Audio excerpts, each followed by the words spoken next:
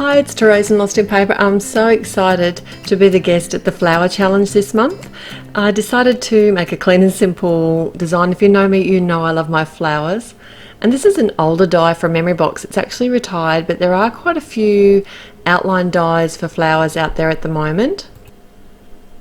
And I've been quite inspired to make a card where the flower actually sort of shows through from the background.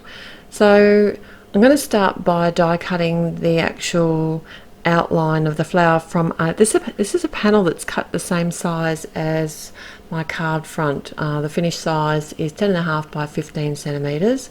It's going to be a landscape design. It's a very intricate die and I'm having a bit of trouble getting the actual cardstock out of the die itself, so I'm just using the low-tack tape to help me, and that wasn't very much help, but I'll eventually get there. I remove all the pieces out of the die, and this is where I realized that the technique I was going to do isn't going to work. It's because it's actually an independent outline. I wasn't going to put acetate behind it. I didn't want the shiny of the acetate, but then I didn't have time to build it up either, so I just went with it and thought the acetate was going to be an easier way to hold this die cut in place. So I've got some matte medium that I'm using at the back. Try not to put too much on, because if it does smoosh all over the acetate, you will see it and ruin it, and I'll have to start all over again.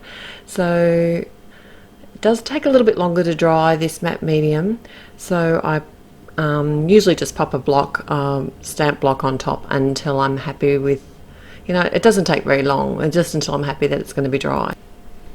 Now, this is a piece of watercolor cardstock that I smushed ages ago, and I did write the colors down. I think it was some Distress inks, old paper, worn lipstick, and something marigold, dried marigold is it?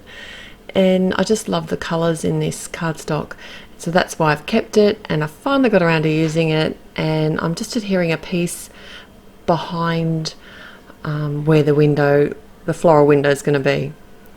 I want to ombre my sentiment, and to do that I've just chosen a couple of different Copic markers in the similar sort of tones. So it's that corally colour along with the pink. So just some light colours there, and then blending it out with my colourless blender, which is the 0. I have the MFT. This is the Because You stamp set. Comes with this matching die, so it's got lots of fun sort of sentiments in it.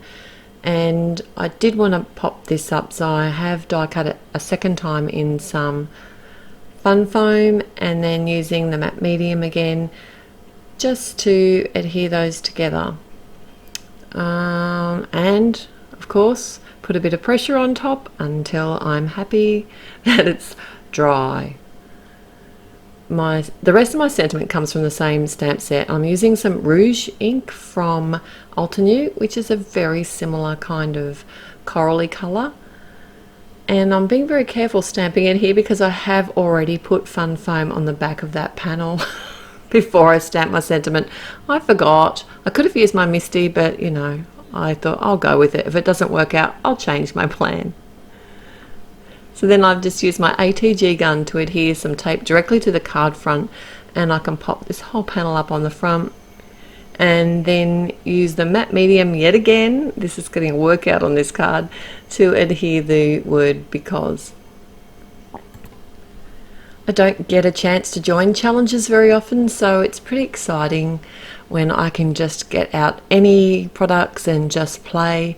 And I just want to say thank you, Aileen. It's a wonderful challenge, and I can't wait to see how everyone is inspired. I have some Nouveau. These are the transparent drops. They're called jewel drops, and I'm a little bit obsessed with these.